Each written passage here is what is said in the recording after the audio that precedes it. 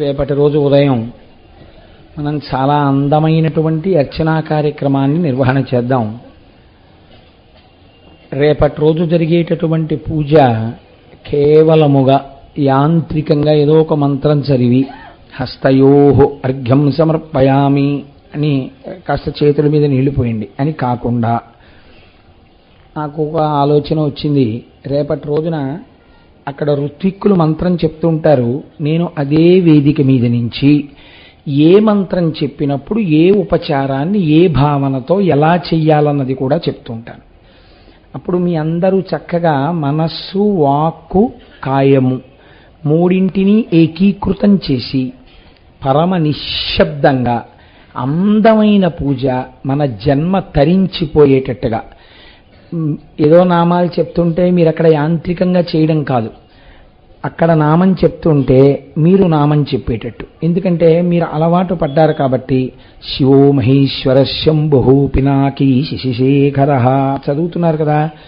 ఇదే రేపు ఓం శివాయ నమః అంటారు, మీరంటారు. ఓం మహేశ్వరాయ నమః అంటారు, మీరంటారు. ఓం శంభవే నమః అంటారు, మీరంటారు.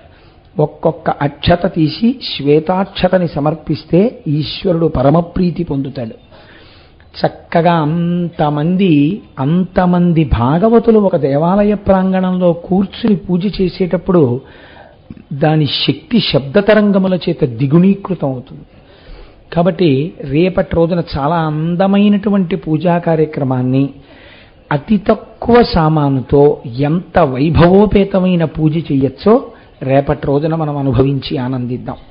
దానిలోనే అంతర్గతంగా శివ అని ఒక్కసారి అన్నంత మాత్రం చేత పొంగిపోతే పూజ అంతర్గతంగా రేపొక్క 30 నిమిషాల సేపు మీ అందరూ కూర్చుని చక్కగా శివనామాన్ని రాద్దురుగాని మర్చిపోకుండా అందరూ కలం తెచ్చుకోండి. ఎందుకంటే దేవాలయ ప్రాంగణాల్లో సాధారణంగా పెన్స్ ఉండడం అనేటటువంటిది ఉండదు కదా. అప్పుడు పెన్ను లేకపోతే మీరు ఇబ్బంది పడతారు. కాబట్టి పెన్ను తెచ్చుకోండి. పెన్ను, శివకోటి పుస్తకం తీసుకున్న వాళ్ళు పుస్తకం చక్కగా తెచ్చుకుని రండి.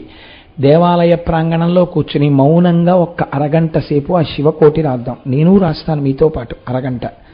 అయిపోయాక మీ అందరితోటి ఆ మానస పూజ ఎలా చదవాలో రేపు అందరికీ మానస పూజ పుస్తకాలు ఇచ్చి మీ అందరితోటి ఒక్కసారి అది చదవడం నేర్పుతాను.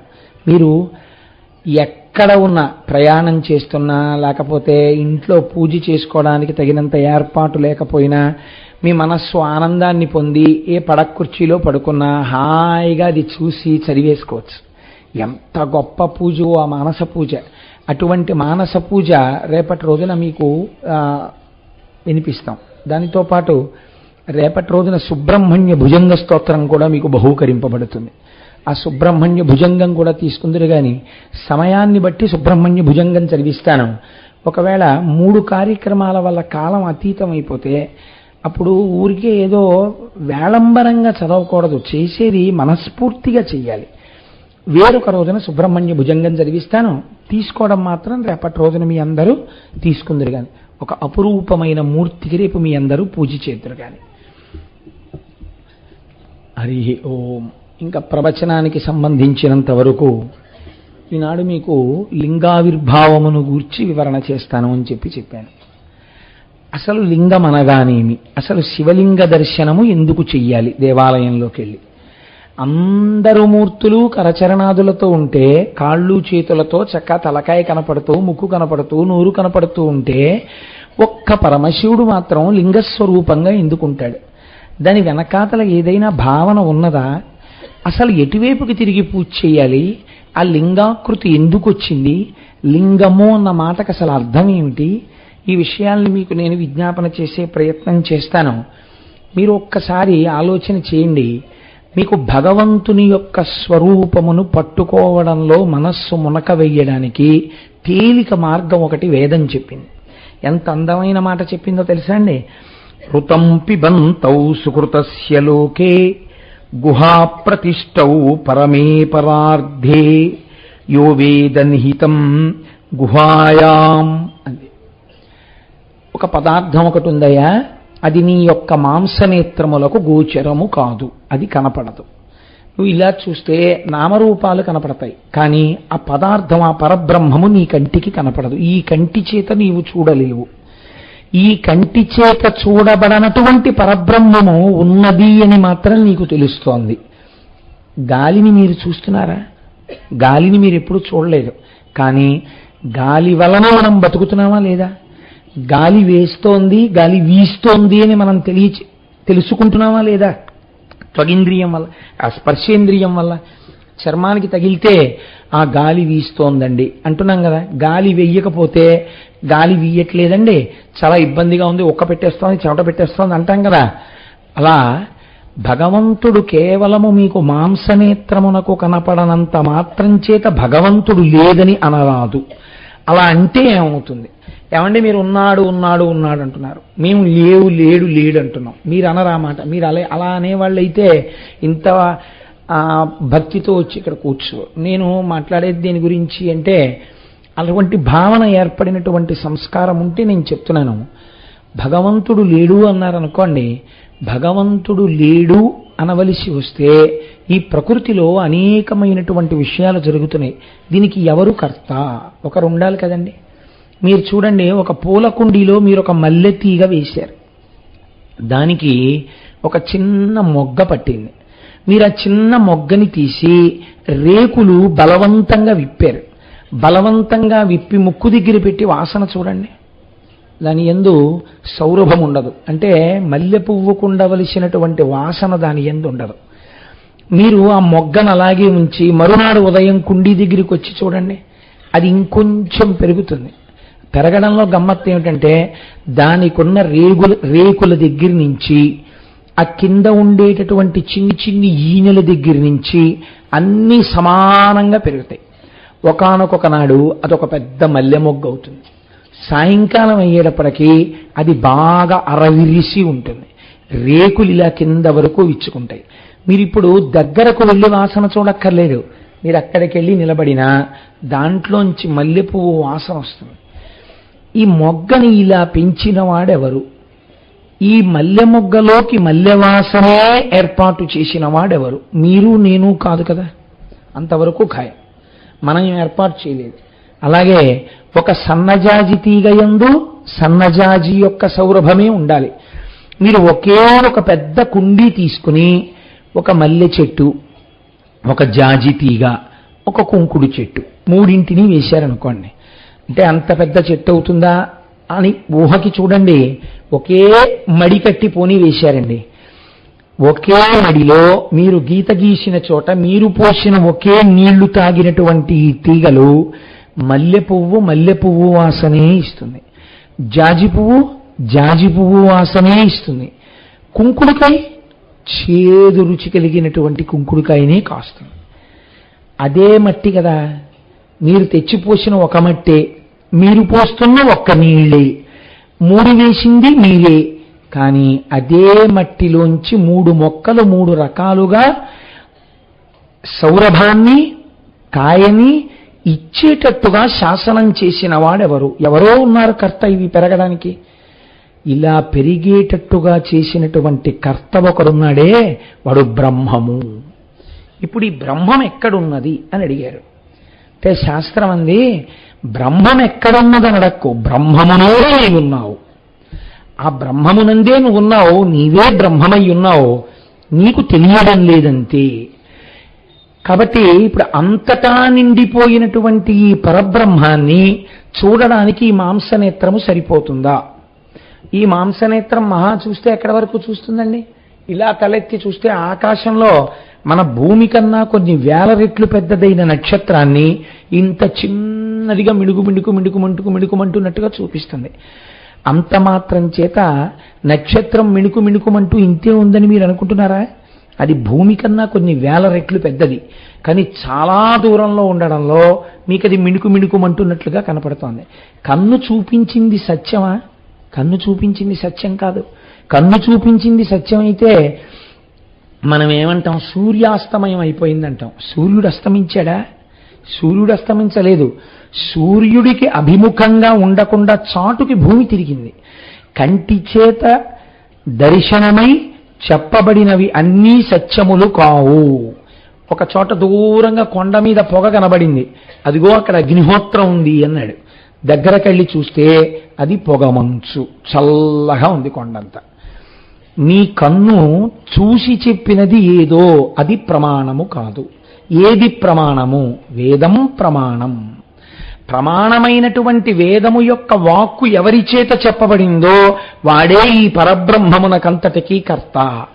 ఆ కర్తని మీరు చూడాలి అని అనుకున్నారనుకోండి, ఎప్పుడైనా అసలు ఇలా నా చేత మాట్లాడించేవాడు, నేను తిన్నది జీర్ణం చేసేవాడు, జీర్ణం అయిపోగా ఉన్న పిప్పిని బయటికి తోసేవాడు, నాలో నిరంతరం రక్తాన్ని అలా కదుపుతూ ఉండేటటువంటి వాడు, నాలోకి ఊపిరిని తీసేవాడు, నాలోంచి ఊపిరి వదిలేవాడు, ఇన్నిటిని చేసేటటువంటి వాడు ఎక్కడున్నాడో ఒక్కసారి చూద్దామని అనిపించింది అనుకోండి.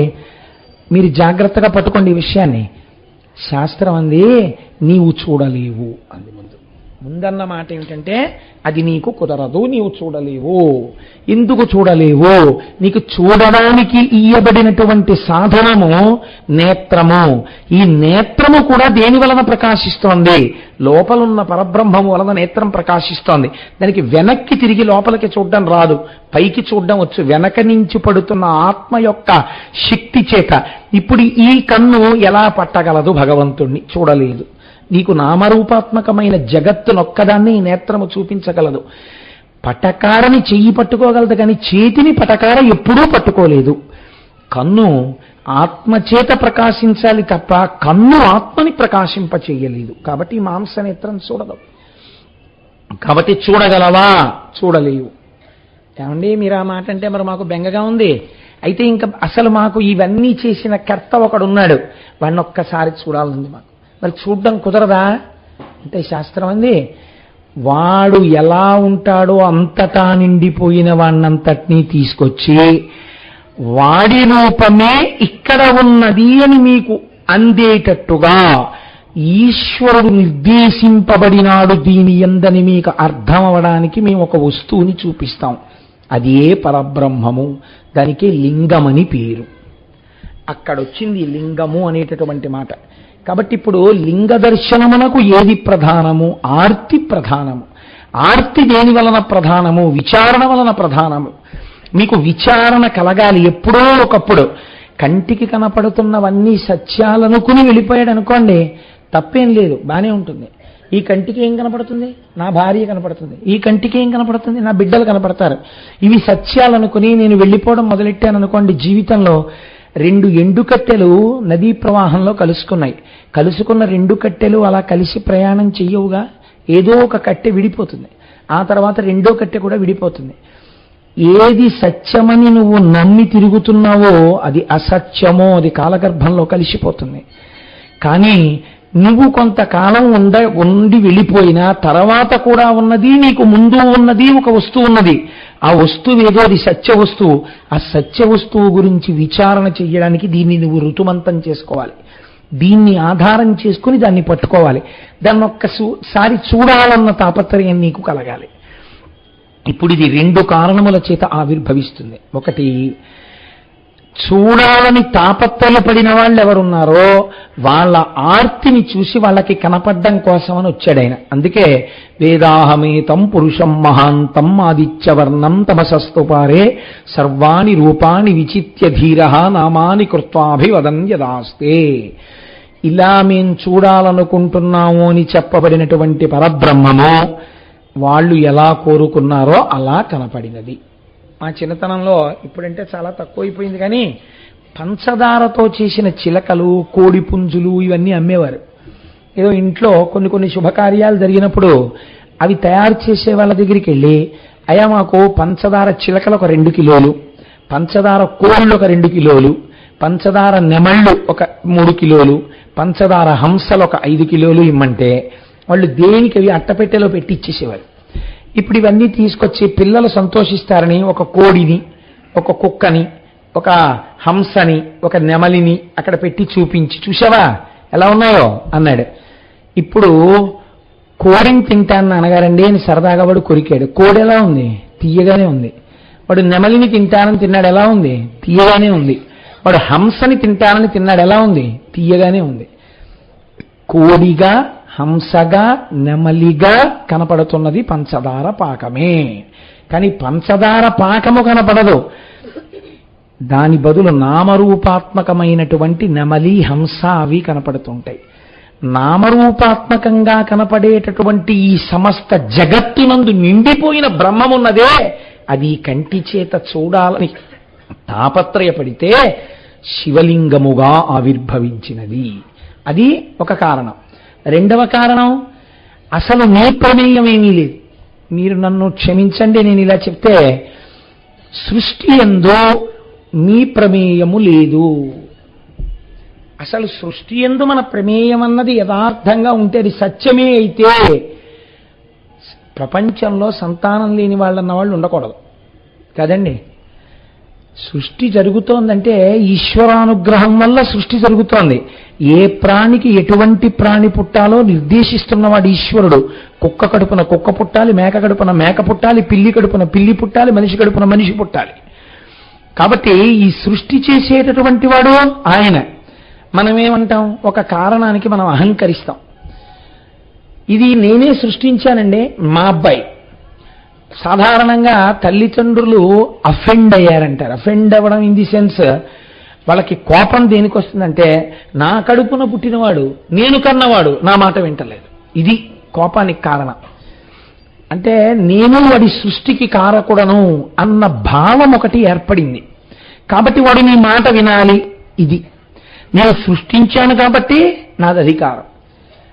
వేరొకరన్నారు, వీడిని మేము పెంచాం చాలా కాలం, మీరు ఎక్కడో ఉన్నారు, వాడిని ఎక్కడికో తీసుకెళ్లి చదివించారు, ఇంకొకరు ఎవరో పెంచారు వాడిని. పెంచితే వాళ్ళన్నారు, ఇంత కష్టపడి వీడిని పెంచాం, ఇంతకాలం 15 ఏళ్ళు మా దగ్గర పెట్టి చదువు చెప్పించాం, నేను చెప్పిన మాట వీడు వింటలేదు. ఇప్పుడు వాళ్ళకెందుకు కోపం? సృష్టింపబడిన పదార్థాన్ని పెంచి పెద్ద చేసి నిలబెట్టి రక్షించిన వాడి మాట వింటలేదు, అది వాళ్ళ కోపం. నిజానికి చదివించడం, నిలబెట్టడం ఇవన్నీ కూడా వాడి లోపల ఉన్న మేధరూపంలో ఈశ్వరుడు ప్రకాశిస్తున్నాడు. నువ్వు దానికి కారకుడవడానికి నిమిత్తం చేసి ఈశ్వరుడు నిన్ను అనుగ్రహించాడు. నీకో కొడుకున్నాడు అనిపించడానికి నిన్ను అనుగ్రహించి నీకొక కొడుకు కలిగేటట్టుగా నిన్ను అనుగ్రహించాడు. సృష్టికర్త స్థితికర్త కూడా ఎవరు? ఎవడిలోంచి బయటికి వచ్చాయో వాడు ప్రళయకర్త. వాడు అన్నీ వాళ్ళలో పెట్టుకుని వాళ్ళలోంచి తీసిస్తున్నాడు. ఇప్పుడు వాడే సృష్టికర్త, వాడే స్థితికర్త అయితే నేను సృష్టికర్తని, నేను స్థితికర్తని అని అహంకరిస్తే ప్రళయకర్త పాఠం చెప్పడానికి ఒకసారి రావాలి కదండి. అది అసలు ఉద్దేశం.